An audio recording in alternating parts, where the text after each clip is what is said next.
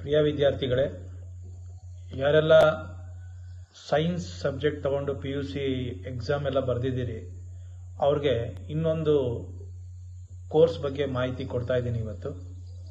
ಅದು ಯಾವುದು ಅಂದರೆ ನಿಮಗೆ ಗೊತ್ತಿರೋ ಅಂಥದ್ದೇ ಅಂದ್ಕೊಂಡಿದ್ದೀನಿ.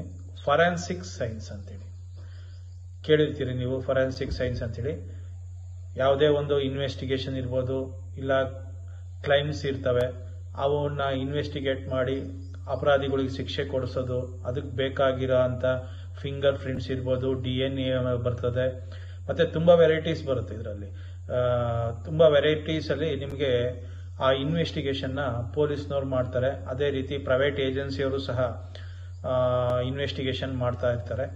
ಆ ಕೋರ್ಸಿಗೆ ಸಂಬಂಧಪಟ್ಟಂಗೆ ಇವತ್ತು ಒಂದು ಮಾಹಿತಿ ಕೊಡ್ತಾ ಇದ್ದೀನಿ ನಿಮಗೆ. ಅದೇ ಯಾವುದು ಅಂದ್ರೆ ಫಾರೆನ್ಸಿಕ್ ಸೈನ್ಸ್ ಅಂತೇಳಿ. ಇದರಲ್ಲಿ ತುಂಬಾ ಕಾಲೇಜಸ್ ಇರ್ಬೋದು. ಅಂದ್ರೆ ನಾನು ಈಗ ಇಲ್ಲಿ ಆಯ್ಕೆ ಮಾಡ್ಕೊಂಡಿರೋದು ನ್ಯಾಷನಲ್ ಫಾರೆನ್ಸಿಕ್ ಸೈನ್ಸ್ ಯೂನಿವರ್ಸಿಟಿ ಅಂತೇಳಿ. ಇದು ಮಿನಿಸ್ಟ್ರಿ ಆಫ್ ಹೋಮ್ ಅಫೈರ್ಸ್ ಮತ್ತೆ ಗೌರ್ಮೆಂಟ್ ಆಫ್ ಇಂಡಿಯಾದವರು ನಡೆಸ್ತಾ ಇರುವಂತ ಫಾರೆನ್ಸಿಕ್ ಸೈನ್ಸ್ಗೆ ರಿಲೇಟೆಡ್ ಕಾಲೇಜ್. ಇದು ನ್ಯಾಷನಲ್ ಫಾರೆನ್ಸಿಕ್ ಸೈನ್ಸ್ ಯೂನಿವರ್ಸಿಟಿ ಅಂತ ಹೇಳಿ ಕರೀತಾರೆ. ಆ ಕಾಲೇಜ್ಗಳ ಬಗ್ಗೆ ಮಾಹಿತಿ ಕೊಡ್ತಾ ಇದ್ದೀನಿ. ಅದನ್ನ ಶಾರ್ಟ್ ಫಾರಮ್ ಅಲ್ಲಿ NFSU ಅಂತ ಹೇಳಿ ಕರೀತಾರೆ. ಇದು ನಮ್ಮ ಇಂಡಿಯಾದಲ್ಲಿ 9 ಕಡೆ ಈ ಇನ್ಸ್ಟಿಟ್ಯೂಟ್ ನ ಸೆಂಟ್ರಲ್ ಗೌರ್ಮೆಂಟ್ ಹೋಮ್ ಅಫೈರ್ಸ್ ಅವರು ಸ್ಟಾರ್ಟ್ ಮಾಡಿದ್ದಾರೆ. ನಮ್ಮ ಇಂಡಿಯಾದಲ್ಲಿ ಎಲ್ಲೆಲ್ಲಿದೆ ಅಂದ್ರೆ ಗುಜರಾತ್, ಡೆಲ್ಲಿ, ಗೋವಾ, ತ್ರಿಪುರ, ಮಧ್ಯಪ್ರದೇಶ್, ಮಹಾರಾಷ್ಟ್ರ, ಅಸ್ಸಾಂ, ಮಣಿಪುರ್, ಕೊನೆಯದಾಗಿ ಕರ್ನಾಟಕ. ರೀಸೆಂಟ್ ಆಗಿ ಕರ್ನಾಟಕದಲ್ಲಿ ಸ್ಟಾರ್ಟ್ ಮಾಡಿದ್ದಾರೆ. ಅದು ಎಲ್ಲಿದೆ ಅಂದ್ರೆ ನಮ್ಮ ಕರ್ನಾಟಕದ ಧಾರವಾಡದಲ್ಲಿದೆ. National forensic science university Dharwad ಅಂತೇಳಿ ministry of home affairs government of ಇಂಡಿಯಾದವರು ಸ್ಟಾರ್ಟ್ ಮಾಡಿರೋ ಅಂಥದ್ದು. ಇದರ ವಿಸ್ತೀರ್ಣ ಬಂದೆ 45 ಎಕರೆನಲ್ಲಿ ಈ ಕಾಲೇಜ್ನ ಸ್ಟಾರ್ಟ್ ಮಾಡಿದ್ದಾರೆ. ತುಂಬಾ ಉತ್ತಮವಾಗಿ ನಡೀತಾ ಇದೆ. ನಾನು ಈಗ ಸದ್ಯಕ್ಕೆ ನಿಮ್ಗೆ ಹೇಳ್ತಾ ಇರೋದು ಏನಂದ್ರೆ ನಮ್ಮ ಕರ್ನಾಟಕದಲ್ಲಿರೋ ನ್ಯಾಷನಲ್ ಫಾರೆನ್ಸಿಕ್ ಸೈನ್ಸ್ ಯೂನಿವರ್ಸಿಟಿನಲ್ಲಿರೋ ಅಂತ ಕೋರ್ಸ್ ಬಗ್ಗೆ ಮಾತ್ರ ಮಾಹಿತಿ ಕೊಡ್ತಾ ಇದ್ದೀನಿ. ಅದರಲ್ಲಿ ಈಗ ನಮ್ಮ ಧಾರವಾಡಲ್ಲಿರೋ ಅಂತ ಕೋರ್ಸಸ್ ಯಾವ್ಯಾವುದು ಅಂದ್ರೆ BTech, MTech, computer science and engineering, cyber security ಅಂತ ಹೇಳಿ ಬರುತ್ತೆ. ಇಲ್ಲಿ ಇಂಜಿನಿಯರಿಂಗ್ ಕೋರ್ಸ್ ಅಲ್ಲೇ ನಿಮಗೆ JEE ನಲ್ಲೂ 50% ಸೀಟ್ ಕೊಡ್ತಾರೆ. ಇದರಲ್ಲಿ JEE ನಲ್ಲಿ ನಿಮ್ಗೆ ಒಳ್ಳೆ ರ್ಯಾಂಕ್ ಬಂದಿದ್ರೆ ಅದರಲ್ಲೂ ಸಹ ಸೀಟ್ ಕೊಡ್ತಾರೆ. ಇದರಲ್ಲಿ ಸೈಬರ್ ಸೆಕ್ಯೂರಿಟಿ ಬಗ್ಗೆ ನಿಮಗೆ 5 ಇಯರ್ಸ್ ಕೋರ್ಸ್ ಅದು. ಅದೇ ರೀತಿ BSc, MSc forensic science integrated ಮಾಡಿದ್ದಾರೆ. ಡಿಗ್ರಿ ಜೊತೆಗೆ MScನು. ಇದು ಅಷ್ಟೇ 5 ಇಯರ್ಸ್ ಫಾರೆನ್ಸಿಕ್ ಸೈನ್ಸ್. ಇನ್ನೊಂದು 6 ಮಂತ್ಸ್ ಕೋರ್ಸ್ ಇದೆ, professional diploma in crime science management ಅಂತೇಳಿ. ಇದೊಂದು 6 ಮಂತ್ಸ್ ಒಂದು ಕೋರ್ಸ್. ಈ ತರದ್ದು 3 ಕೋರ್ಸ್ ಮಾತ್ರ ಫಾರೆನ್ಸಿಕ್ ಸೈನ್ಸ್ ಕಾಲೇಜಲ್ಲಿ ಇದೆ. National institute of forensic science university ಅಂತೇಳಿ ಮಾಡಿದ್ದಾರೆ. ಆಯ್ತಾ. ಇದರಲ್ಲಿ ನಿಮ್ಗೆ ಹೇಳ್ದಂಗೆ ನಾನು ಮೊದಲನೇ ಕೋರ್ಸ್ ಬಗ್ಗೆ ಮಾಹಿತಿ ಕೊಡ್ತಾ ಹೋಗ್ತೀನಿ, ಸೈಬರ್ ಸೆಕ್ಯೂರಿಟಿ ಬಗ್ಗೆ. ಇಲ್ಲಿ ನಿಮಗೆ ಆಲ್ರೆಡಿ ಹೇಳಿದ್ದೀನಿ, ಡ್ಯೂರೇಷನ್ ಬಂದು 5 ಇಯರ್ಸ್. ಮತ್ತೆ ಇಲ್ಲಿ ಸೀಟ್ಸ್ ಎಷ್ಟು ತಗೋತಾರೆ ಅಂದ್ರೆ 60 ಸೀಟ್ಸ್ ನ ತಗೊಂತಾರೆ. ಇಲ್ಲಿ ನಿಮ್ಗೆ ಫೀಸ್ ಸ್ಟ್ರಕ್ಚರು ಸಹ ಹೇಳ್ತಾ ಹೋಗ್ತೀನಿ. ಒಂದೊಂದು ಸೆಮಿಸ್ಟರ್ಗೆ 65,000 ಇರುತ್ತೆ. ಅಪ್ ಟು 6 ಸೆಮಿಸ್ಟರ್ವರೆಗೂ 65,000. ಇನ್ನ 7 to 10th ಸೆಮಿಸ್ಟರ್ ಅಲ್ಲಿ 90,000 ಫೀಸ್ ಇರುತ್ತೆ. ಎಲಿಜಿಬಿಲಿಟಿ ಏನು ಅಂತ ಬಂದ್ರೆ PUC ಸೈನ್ಸ್ ಓದಿರ್ಬೇಕು, ಜೊತೆಗೆ PCMB ಅವರೇಜ್ ಮಾರ್ಕ್ಸ್ ಬಂದು 60% ಇರಬೇಕು. ನೋಡಿ, ಇನ್ನೊಂದ್ಸಲ ಹೇಳ್ತಾ ಇದೀನಿ, PUC ಸೈನ್ಸ್ PCMB 60% ಇದ್ರೆ ಈ ಕೋರ್ಸ್ಗೆ ನೀವು eligible ಆಗ್ತೀರಿ.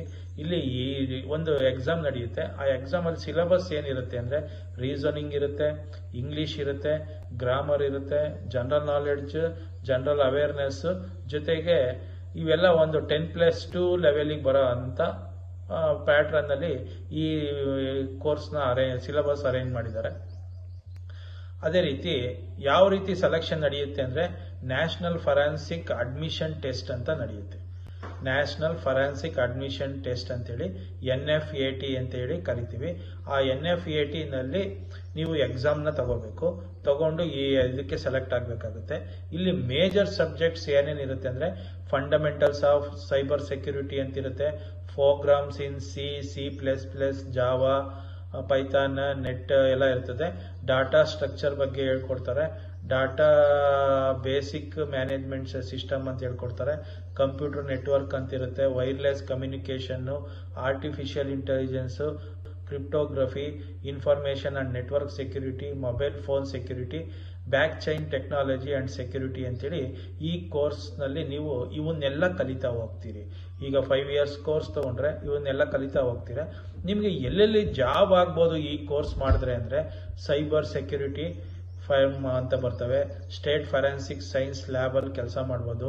MNC, Microsoft, Google, Amazon ಅಲ್ಲೂ ಸಹ ಇವ್ರನ್ನ ತಗೊಂತಾರೆ. ಫೈನಾನ್ಷಿಯಲ್ ಇನ್ಸ್ಟಿಟ್ಯೂಷನ್ಸ್ ಅಲ್ಲೂ ಮಾಡ್ಬೋದು. ಮತ್ತೆ ಸಾಫ್ಟ್ವೇರ್ ಡೆವಲಪ್ಮೆಂಟ್ ಅಲ್ಲೂ ಮಾಡ್ಬೋದು. ಡಾಟಾ ಸೈನ್ಸ್ ಅನಾಲಿಸ್ಟ್ ಆಗಿ ಕೆಲಸ ಮಾಡ್ಬೋದು. ಸೈಬರ್ ಸೆಕ್ಯೂರಿಟಿ ಅನಾಲಿಸ್ಟ್ ಆಗಿ ಕೆಲಸ ಮಾಡ್ಬೋದು. ನೆಟ್ವರ್ಕ್ ಇಂಜಿನಿಯರಿಂಗ್ ಅಲ್ಲಿ ಕೆಲಸ ಮಾಡ್ಬೋದು. ಆರ್ಟಿಫಿಷಿಯಲ್ ಇಂಟೆಲಿಜೆನ್ಸ್, ಮಿಷಿನ್ ಲರ್ನಿಂಗ್ ಅಂತ ಬರುತ್ತೆ, ಅದರಲ್ಲೂ ಸಹ ನೀವು ಕೆಲಸ ಮಾಡ್ಬೋದು. ಅಕಾಡೆಮಿಕ್ಸ್ ಅಲ್ಲೂ ರಿಸರ್ಚ್ ಕಡೆನೂ ಹೋಗ್ಬೋದು. ಇಷ್ಟು ಆಪರ್ಚುನಿಟೀಸು ಈ 5 years BTech ಕೋರ್ಸ್ ಮಾಡಿದ್ರೆ ಸೈಬರ್ ಸೆಕ್ಯೂರಿಟಿನಲ್ಲಿ ಇಷ್ಟು ಕಡೆ ಕೆಲಸ ಮಾಡ್ಬೋದು. ನೆಕ್ಸ್ಟ್ ಇನ್ನೊಂದು ಕೋರ್ಸ್ ಇದೆ, BSc MSc ಫಾರೆನ್ಸಿಕ್ ಸೈನ್ಸ್ ಅಂತೇಳಿ ಇಂಟಿಗ್ರೇಟೆಡ್ ಕೋರ್ಸ್ ಮಾಡಿದ್ದಾರೆ ಇಲ್ಲಿ. ಇದು ಅಷ್ಟೇ, ಡ್ಯೂರೇಷನ್ ಬಂದು 5 years. ಇನ್ಟೇಕ್ ಬಂದು 60 ಸೀಟ್ಸ್ನ ತಗೊಂತಾರೆ. ಪರ್ ಸೆಮಿಸ್ಟ್ರು 65,000 ಇರುತ್ತೆ. ಇಲ್ಲೂ ಅಷ್ಟೇ, ನಿಮಗೆ PUC ಸೈನ್ಸ್ ಓದಿರಬೇಕು, ಜೊತೆಗೆ PCMB 60% ಇರಬೇಕು. ಸಿಲೆಬಸ್ ಬಂದು ಇಲ್ಲಿ ಟೆಸ್ಟಿಂಗ್ ನಡೆಯುವಂಥ ಸಿಲೆಬಸ್ ಏನು ಅಂದರೆ physics, chemistry, biology 10+2 level syllabus ಇರುತ್ತೆ. ಇದು ಅಷ್ಟೇ, ಇದರ ಸೆಲೆಕ್ಷನ್ ಯಾವ ಥರ ಇರುತ್ತೆ ಅಂದರೆ national forensic admission test NFAT ಅಂತ ಮಾಡ್ತಾರೆ. ಆ ಎಕ್ಸಾಮ್ನ ನೀವು ಬರೆದು ಅದರಲ್ಲಿ ಬಂದಿರೋ ರ್ಯಾಂಕಿಂಗ್ ಮೇಲೆ ಈ ಕೋರ್ಸ್ಗೆ ನೀವು ಸೇರ್ಕೋಬೋದು. ಇದರಲ್ಲೂ ಅಷ್ಟೇ ಮೇಜರ್ ಸಬ್ಜೆಕ್ಟ್ಸ್ ಏನಿರ್ತವೆ ಅಂದರೆ crime science management, criminal profiling, finger print science, forensic psychology, forensic medicine, ಮತ್ತು forensic documents, forensic anatomography, forensic serology, forensic chemistry, toxicology, forensic photography, ಈ ಥರದ್ದು ಎಲ್ಲದ್ರ ಬಗ್ಗೆ ಇಲ್ಲಿ 5 ವರ್ಷದಲ್ಲಿ ನೀವು ಕಲಿತಾ ಹೋಗ್ತೀರಿ. ಈ ಕೋರ್ಸ್ ಮಾಡಿದವ್ರಿಗೆ ಫಾರೆನ್ಸಿಕ್ ಸೈಂಟಿಸ್ಟ್ ಅಂತೇಳಿ ತಗೊತಾರೆ, ಕ್ರೈಮ್ ಸೈನ್ಸ್ ಆಫೀಸರ್ ಅಂತ ತಗೊತಾರೆ, ಫಾರೆನ್ಸಿಕ್ ಟಾಕ್ಸಿಕಾಲಜಿಸ್ಟ್ ಅಂತ ಕರೀತಾರೆ, ಕ್ವಶನ್ ಡಾಕ್ಯುಮೆಂಟ್ ಎಕ್ಸ್ಪರ್ಟ್ ಅಂತ ಕರೀತಾರೆ, ಫಿಂಗರ್ ಪ್ರಿಂಟ್ ಎಕ್ಸ್ಪರ್ಟ್ ಅಂತ ಕರೀತಾರೆ, wild life forensic expert, forensic biology expert, academic and research scientist ಅಂತಾನು ಕರೀತಾರೆ. ಈ ಥರದ ಎಲ್ಲ ಕೋರ್ಸ್ಗಳು ಜಾಬ್ಸ್ಗೆ ನೀವು ಎಲಿಜಿಬಲ್ ಆಗ್ತೀರಿ. ಇನ್ನೊಂದು ಕೋರ್ಸ್ ಇದೆ, professional diploma in crime science management ಅಂತೇಳಿ. ಇದು ಒಂದು ಡಿಪ್ಲೊಮಾ ಕೋರ್ಸು, 6 months ಅಷ್ಟೇ. ಒಂದು ಸರ್ಟಿಫಿಕೇಟ್ ಕೋರ್ಸ್ ಅಂತ ಬೇಕಾದ್ರೆ ನೀವು ತಿಳ್ಕೊಬೋದು. ಇಲ್ಲಿ ಇನ್ಟೇಕ್ ಬರೀ 20 ಸೀಟ್ಸ್ ಇರುತ್ತೆ. ಫೀಸ್ 35,000 ಬರುತ್ತೆ. 35,000 ಫೀಸ್ ಇರುತ್ತೆ. ಎಲಿಜಿಬಿಲಿಟಿ ಬಂದು ಗ್ರಾಜ್ಯುಯೇಟ್ ಡಿಗ್ರಿ ಆಗಿರಬೇಕು, ಅದರಲ್ಲೂ ಸೈನ್ಸ್ ಆಗಿರಬೇಕು. ಸೈನ್ಸ್ ವಿದ್ಯಾರ್ಥಿಗಳಿಗೆ ಮಾತ್ರ ಈ ಕೋರ್ಸ್, ನೆನಪಲ್ಲಿರಲಿ. ಇದು ಅಷ್ಟೇ, ಇಲ್ಲಿ ಡಿಗ್ರಿ ಮಾರ್ಕ್ಸ್ ಮೇಲೆ ಈ ಕೋರ್ಸ್ಗೆ ನಿಮ್ಮನ್ನ ಸೇರಿಸ್ಕೊತಾರೆ. ಡಿಗ್ರಿ ಪರ್ಸೆಂಟೇಜ್ ಏನಿದೆ ನೋಡ್ಕೊಂಡ್ಬಿಟ್ಟು ಈ ಕೋರ್ಸ್ಗೆ ನಿಮ್ಮನ್ನ ಸೇರಿಸ್ಕೊತಾರೆ. 20 ಸೀಟ್ ಇರೋದು, 6 months ಅಷ್ಟೇ. ಆಯ್ತಾ. ಫೀಸ್ ಸ್ಟ್ರಕ್ಚರ್ಸ್ ಎಕ್ಸಾಮ್ಗೆ ಏನು ಹೇಳಿದ್ನಲ್ಲ ನಾನು, ನ್ಯಾಷನಲ್ ಫಾರೆನ್ಸಿಕ್ ಅಡ್ಮಿಷನ್ ಟೆಸ್ಟ್ ಅಂತ ಹೇಳಿ ಎಕ್ಸಾಮ್ ಬರೀತೀರಿ. ಆ ಎಕ್ಸಾಮ್ಗೆ ಫೀಸ್ ಎಷ್ಟಿರುತ್ತೆ ಅಂದರೆ ನಾನು ಆಲ್ರೆಡಿ ಹೇಳಿದ್ದೀನಿ, ಇಂಡಿಯಾದಲ್ಲಿ ಒಟ್ಟು 9 ಕಡೆ ಈ ಥರದ ಕಾಲೇಜಸ್ ಇದೆ, ಯೂನಿವರ್ಸಿಟೀಸ್, ಫಾರೆನ್ಸಿಕ್ ಯೂನಿವರ್ಸಿಟೀಸ್ ಗೌರ್ಮೆಂಟ್ ಇಂದ ನಡೀತಾ ಇರೋಂಥವು 9 ಇದೆ. ನಮ್ಮ ಸ್ಟೇಟಲ್ಲಿ ಒಂದೇ ಇರೋದು, ಧಾರವಾಡಲ್ಲಿ. ನೀವು ನಮ್ಮ ಸ್ಟೇಟಲ್ಲೂ ಅಲ್ಲದೆ ಬೇರೆ ಸ್ಟೇಟಲ್ಲೂ ಹಾಕ್ತೀನಿ ಅಂದರೆ, ಒಂದು ಸ್ಟೇಟಲ್ಲಿ ಹಾಕ್ತೀನಿ ಅಂದರೆ ಒಂದು ಕಾಲೇಜ್ಗೆ 1000 rupees ಫೀಸ್ ಇರುತ್ತೆ, ಎಕ್ಸಾಮಿನೇಷನ್ ಫೀಸು. ಇಲ್ಲ ನಾನು 2 ಕಡೆ, ಇಲ್ಲ ಗೋವಾದಲ್ಲೂ ಹಾಕ್ತೀನಿ, ಕರ್ನಾಟಕದಲ್ಲೂ ಈ ಥರ 2 ಕಡೆ ಹಾಕ್ತೀನಿ ಅಂದರೆ 2,000. ಇಲ್ಲ ನಾನು ಒಂದು 5 ಕಡೆ ಸೀಟ್ ಸಿಗುತ್ತೋ ಇಲ್ವೋ ಗೊತ್ತಿಲ್ಲ, ಒಂದು 5 ಕಡೆ ಅಪ್ಲೈ ಮಾಡ್ತೀನಿ ಅಂದರೆ 3,000 ನೀವು ಫೀಸ್ ಕಟ್ಟಬೇಕಾಗುತ್ತೆ. ಜನರಲ್ ಅವ್ರಿಗೆ 1,000 ಇರುತ್ತೆ, OBC NCL ಅವ್ರಿಗೆ 9,000 ಒಂದೊಂದು ಸೆಂಟ್ರಿಗೆ ಇರುತ್ತೆ. ಈ ಥರದ್ದು ಫೀಸ್ ಎಲ್ಲ ಇರುತ್ತೆ. ನೀವು ಅಪ್ಲೈ ಮಾಡ್ಬೇಕಾದ್ರೆ ನಿಮಗೆ ಗೊತ್ತಾಗುತ್ತೆ ಅದ್ರ ಬಗ್ಗೆ. ರಿಸರ್ವೇಷನ್ ಹೆಂಗಿರುತ್ತೆ ಅಂದರೆ EVS ಅವ್ರಿಗೆ 10% ಇರುತ್ತೆ, SCಗೆ 15% ಸೀಟ್ ರಿಸರ್ವೇಷನ್ ಇರುತ್ತೆ, STಗೆ 7.5, OBCಗೆ 27%. ಇನ್ನು ಜನರಲ್ ಮೆರಿಟ್ ಅವ್ರಿಗೆ ಇನ್ನು ಉಳಿದಿರೋ ಸೀಟ್ ಎಲ್ಲ ಜನರಲ್ ಮೆರಿಟ್ ಇಟ್ಟಿರ್ತಾರೆ. ಆಯ್ತಾ. NFEC ಹೇಳಿದಲ್ವಾ, ಎಂಟ್ರೆನ್ಸ್ ಎಕ್ಸಾಮ್ ಬರೀಬೇಕು. ಯಾವ ಎಕ್ಸಾಮ್ ಬರೀಬೇಕು ಅಂದರೆ ನ್ಯಾಷನಲ್ ಫಾರೆನ್ಸಿಕ್ ಆಪ್ಟಿಟ್ಯೂಡ್ ಟೆಸ್ಟ್ ಅಂತಲೂ ಕರೀತಾರೆ, ಇಲ್ಲ ಅಡ್ಮಿಷನ್ ಟೆಸ್ಟ್ ಅಂತನಾದ್ರು ಕರೀತಾರೆ. ನೆನಪಲ್ಲಿ ಇಟ್ಕೊಳ್ಳಿ, ನ್ಯಾಷನಲ್ ಫಾರೆನ್ಸಿಕ್ ಆಪ್ಟಿಟ್ಯೂಡ್ ಟೆಸ್ಟ್ ಅಂತೇಳಿ ನಡೆಯುತ್ತೆ. ಇದು ಬಂದು ಕಂಪ್ಯೂಟರ್ ಬೇಸ್ಡ್ ಟೆಸ್ಟ್ ಇರುತ್ತೆ. MCQ ಕ್ವಶನ್ಸ್ ಇರ್ತವೆ.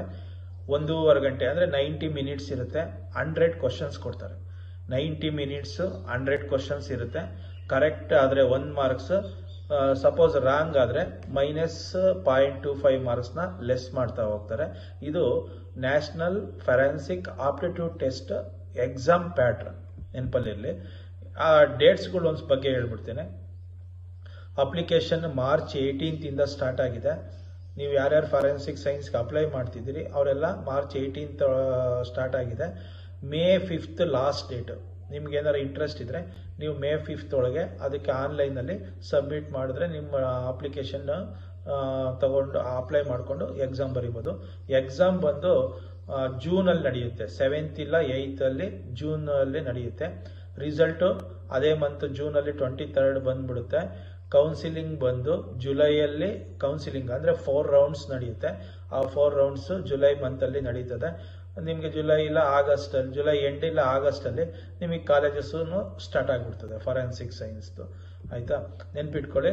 ಇದು ಒಂದು ಫಾರೆನ್ಸಿಕ್ ಸೈನ್ಸ್ ಕೋರ್ಸ್ ಬಗ್ಗೆ ಮಾಹಿತಿ ಹೇಳಿದ್ದೀನಿ. ಇಲ್ಲಿ ನಾನು ಒಂದು ಗೋರ್ಮೆಂಟ್ ಇನ್ಸ್ಟಿಟ್ಯೂಷನ್ದು ನಿಮಗೆ ಹೇಳ್ತಾ ಹೋಗಿರೋದು. ಒಂದು ಗೌರ್ಮೆಂಟ್ ಇನ್ಸ್ಟಿಟ್ಯೂಷನಲ್ಲಿ ನೀವು ಓದಬೇಕು ಅಂತಂದರೆ ಈ ಥರ ಇದೆ. ನಮ್ಮ ಕರ್ನಾಟಕದಲ್ಲಿ ಅದು ಸೆಂಟ್ರಲ್ ಗೌರ್ಮೆಂಟ್ ಅವ್ರು ನಡೆಸ್ತಾ ಇರೋ ಒಂದೇ ಒಂದು college national forensic science university ಅಂತೇಳಿ, NFSU ಅಂತ ಹೇಳಿ ಕರೀತಾರೆ. ಒಟ್ಟು ನಮ್ಮ ಇಂಡಿಯಾದಲ್ಲಿ 9 ಕಡೆ ಇದೆ. ಅದರಲ್ಲಿ ನಮ್ಮ ಕರ್ನಾಟಕದಲ್ಲಿ ಇರೋದು ಧಾರವಾಡದಲ್ಲಿ ಮಾತ್ರ. ಇಲ್ಲಿ ನಿಮಗೆ ತುಂಬ ಅಪಾರ್ಚುನಿಟೀಸ್ ಸಿಗ್ತವೆ. ಯಾಕೆಂದರೆ ಪೊಲೀಸ್ ಡಿಪಾರ್ಟ್ಮೆಂಟಲ್ಲೂ ಬೇಕಾಗ್ತಾರೆ, ಮತ್ತು ಪ್ರೈವೇಟ್ ಇನ್ವೆಸ್ಟಿಗೇಷನ್ ಸೆಕ್ಯೂರಿಟಿ ಇರ್ತವೆ, ಅಲ್ಲೂ ಬೇಕಾಗ್ತದೆ. ಮತ್ತು ಕೋರ್ಟ್ಗಳಲ್ಲೂ ಸಹ ಇದನ್ನು ವೆರಿಫಿಕೇಷನ್ಗೆ ಅಂತೇಳಿ ಇದರಲ್ಲಿ ಓದಿರೋಂಥ ವಿದ್ಯಾರ್ಥಿಗಳಿಗೆ ಅಲ್ಲೆಲ್ಲ ಜಾಬ್ ಸಿಗೋ ಚಾನ್ಸಸ್ಸು ತುಂಬ ಇದೆ. ಅಂದರೆ ತುಂಬ ಈ ಕ್ರೈಮ್ಸ್ ಬಗ್ಗೆ ನಿಮಗೆ ಯಾರ್ಯಾರಿಗೆ ಏನೇನು ಇಂಟ್ರೆಸ್ಟ್ ಇರುತ್ತೆ, ಅಂದರೆ ಅವ್ರನ್ನ ಇನ್ವೆಸ್ಟಿಗೇಷನ್ ಬಗ್ಗೆ ಇಂಟ್ರೆಸ್ಟ್ ಇರುತ್ತೆ, ಅವರೆಲ್ಲ ಈ ಕೋರ್ಸಿಗೆ ಸೇರಿಕೊಂಡು ಕಲಿಬೋದು. ಮತ್ತು ಒಂದು ಉತ್ತಮವಾದ ಕೋರ್ಸ್ ಅಂತಲೂ ಹೇಳ್ತೀನಿ. ಇದು ಯಾರಿಗೆ ಉಪಯುಕ್ತ ಆಗುತ್ತೆ ಅಂದರೆ ಸೈನ್ಸ್ ವಿದ್ಯಾರ್ಥಿಗಳು ಮಾತ್ರ ಇದಕ್ಕೆ ಅಪ್ಲೈ ಮಾಡ್ಬೋದು. PUCನಲ್ಲಿ PCMB ಓದಿರೋ ಅಂಥ ವಿದ್ಯಾರ್ಥಿಗಳು ಈ ಕೋರ್ಸ್ಗೆ ಸೇರ್ಕೋಬೋದು. ಯಾರಿಗೆಲ್ಲ ಇಂಟ್ರೆಸ್ಟ್ ಇದೆ ಅಪ್ಲಿಕೇಶನ್ ಹಾಕಿ. ಮೇ 5 ಲಾಸ್ಟ್ ಡೇಟ್ ಇದೆ. ಅಷ್ಟರೊಳಗೆ ಅಪ್ಲೈ ಮಾಡಿಕೊಂಡು ಈ ಎಕ್ಸಾಮ್ನ ಬರಿಬೋದು. ಬರೀ ನಮ್ಮ ಕರ್ನಾಟಕದಲ್ಲೇ ಬರಿತೀವಿ ಅಂದರೆ 1,000 ರೂಪಾಯಿ ಫೀಸ್ ಇದೆ. ಇಲ್ಲ 2-3 ಕಡೆ ಹಾಕ್ತೀನಿ ಅಂದರೆ 2,000 ರಿಂದ 3,000 ರೂಪಾಯಿ ಎಕ್ಸ್ಟ್ರಾ ಫೀಸ್ ಇರುತ್ತೆ. ಅದನ್ನು ನೋಡಿಕೊಂಡು ನಿಮ್ಗೆ ಎಲ್ಲೆಲ್ಲಿ ಬೇಕಲ್ಲಿಗೆ ಅಪ್ಲೈ ಮಾಡ್ಕೋಬೋದು. ಇದು ಒಂದು ಉಪಯುಕ್ತವಾದ ಮಾಹಿತಿ ಅಂತ ಹೇಳಿ ತಿಳ್ಕೊಂಡಿದ್ದೀನಿ. Thank you.